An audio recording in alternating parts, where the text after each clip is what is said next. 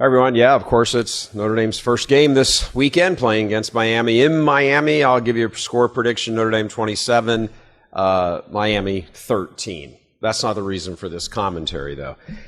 Many of you know I've been in therapy now for a little over a year and a half, dealing with a whole bunch of different stuff. I'm in a 12-step program in addition to therapy and a sponsor working through the 12 steps. Those of you who may not be familiar with this, there are 2 steps that deal specifically directly with God, and if I could just read them to you very quickly, and they're all off the same AA model, and there's hundreds of programs now, 12-step programs. I'm not in an AA one, I'm in another one. But it says that we came to believe a power greater than ourselves, God, could restore us to sanity. And then 3, made a decision to turn our will and our lives over to the care of God. So I think one of the things in therapy, at least my experience, has been pretty straightforward, that some of the stuff that I shared a couple months ago, I think in some of these commentaries, were so awful that happened to me as a kid, from my earliest memories straight through until the day I left the house and got on the plane to go to Notre Dame as a freshman, that I have never even been able to process them, really think about them. If a memory comes up, I drive it away because an associated feeling comes up with that, and this is horrifying. And one of the things I think that you come to focus on is you have to look at the past, not live there, but you've got to look at the past and try to understand, to come to terms with what happened. Now, not everybody, hopefully nobody, would be able to relate to any of this, but I know the way the world works, and I'm sure I'm not the only one. I can tell you this, that what happened to me was so horrible every day, day in and day out, that I came to feel like I didn't matter. And frankly, to my parents, I did not matter. Not in the way a child should matter to his parents. You know, that's for them and God and their circumstances and the various things that effed them up in their experiences. One of them I shared was my mom being raped by her father-in-law when she was 20. The other, my dad being raised by a rapist. That sort of set the stage for them to not be able to be parents whose children really mattered to them more than themselves. However, that all also, for me, became bound up with God not mattering. And in these last 18 months or so of therapy, I've had to come to look at the reality of all of that horrible stuff that happened to me. Some of the stuff I haven't shared, partly because I'm too embarrassed for my parents, and other things I'm too embarrassed to say for myself. But I can tell you, while you're in therapy and when you're having these honest, like heart-rending conversations and all of this and stuff, certain like truth bombs get dropped in the middle of it that are like these stun moments. I can share a couple of those with you. One of them was when my therapist said to me, "Your dog, Rebel," God love Rebel, Rebel is more emotionally attuned to you than your parents were. That's a what? And because it's true. That's why it like hits so hard, because it's true. Another one is that I heard this one just yesterday with my therapist. He said, if it would have been known what was happening to you in that house, Child Protective Services would have come and taken you out. And my immediate answer was like right, boom, before I thought about it, my feelings spoke and said, I wished they had. Another truth bomb that, whoa, that it was that bad. Why does all that matter?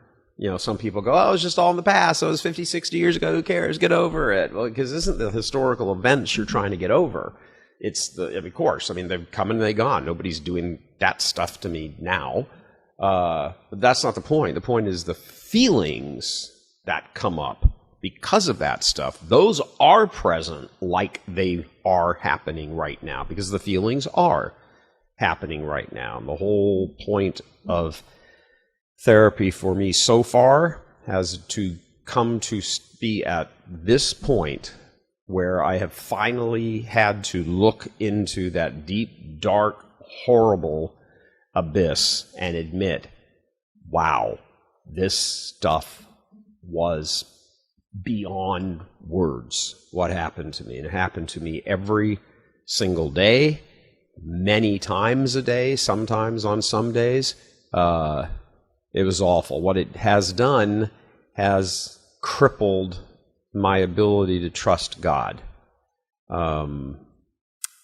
You just can't, as a kid, with no allies, no one to tell anything to, no teachers, no priests, no nothing. And when I did eventually tell priests, they both betrayed me, broke the seal of confession. That you suddenly are standing there with the realization that, God, I don't matter to you either, do I? Because how would you have let all that stuff happen to me if I mattered to you? That's the feeling. And the feeling, I'm sorry, feelings matter. And so I've sort of come to a crossroads right now in all of this. And frankly, and again, I'm saying all of this so other people who might be going through this can sort of plug into it with me. The crossroads I'm at right now is, I turned 64 last week, kind of in the fourth quarter of my life. I don't know if I'm at like the 14 minutes left in the quarter or the 2-minute warning. I don't know. None of us ever will know. But I'm sitting here going, well, God, here it is. I'm supposed to trust you. Was it 900 times, I think it is, in sacred scripture, God says, be not afraid, do not fear, blah, blah, blah. Well, the fear is, what if the feeling is right? What if the feeling that I don't matter to God is right? Here in the fourth quarter of my life, I take that plunge, and it turns out that the feeling is actually true, because it feels like it's true, despite all of the knowledge I have of the Catholic faith. And I've corrected bishops and priests and helped, I hope, a bunch of people into the faith and the whole bit. Knowledge is one thing, feelings is entirely something else. And there's a civil war. And I suspect many people have this same kind of type of civil war inside them. So intellectually, I believe it's a lie that I don't matter to God. I believe in my brain that's a lie. In my feelings, it seems true. And that sets off this war inside where you can never really find peace, can never really find joy, and you gotta come to terms with this. I gotta come to terms with this. And so I texted my team this morning and I said, hey, guys, can you promise me on peril of your souls that if I do that step 2 and that step 3 and say, okay, God, I'm going to step out and I'm going to trust you, that I do matter to you, can you promise me on peril of your own souls that he will not abandon me? That's where I am right now. I suspect for many people, they've either experienced some sort of feeling like this, or they're in it right now, or perhaps they've, understandably, I'm no one to judge, been too scared to do it and backed away from it. I don't know. But if you can relate to this, then please understand you aren't alone. And somewhere along the way, despite all the horrible feelings, and they're horrible feelings, they're horrible feelings.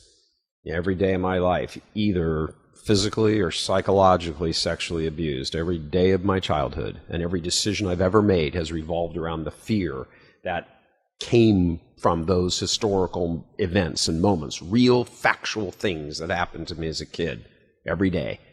So, yeah. Therapy's tough. I've never been through anything like this. It's tough in my entire life, and I've been through quite a bit. Nothing like this. So I would ask you, please keep me in your prayers, obviously, but also please keep in your prayers loads of other people who don't sit in front of a camera and, have an audience, so to speak, to talk to about all of this. They suffer in horrible silence and shame, and feeling like there's no hope. I believe there's hope. That's why I'm still going to therapy. That's why I'm still going to my group, still going through the 12-step thing. Why I still have a sponsor, why I'm still doing all of this. But I got to tell you, damn it, there is nothing more tough than trying to reconcile a life of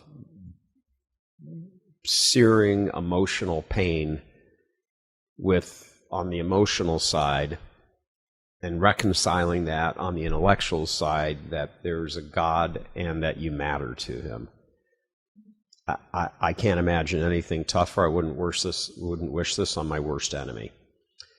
Anyway, that's all I got for now. Hope that's helpful. Again, please keep me in your prayers, and also please keep all the other people, at whatever stage of their life they're going through this, please keep them in your prayers as well. It is a very lonely, intense struggle. God love you. Coming to you from Houston, I'm Gary Michael Voris. God love you.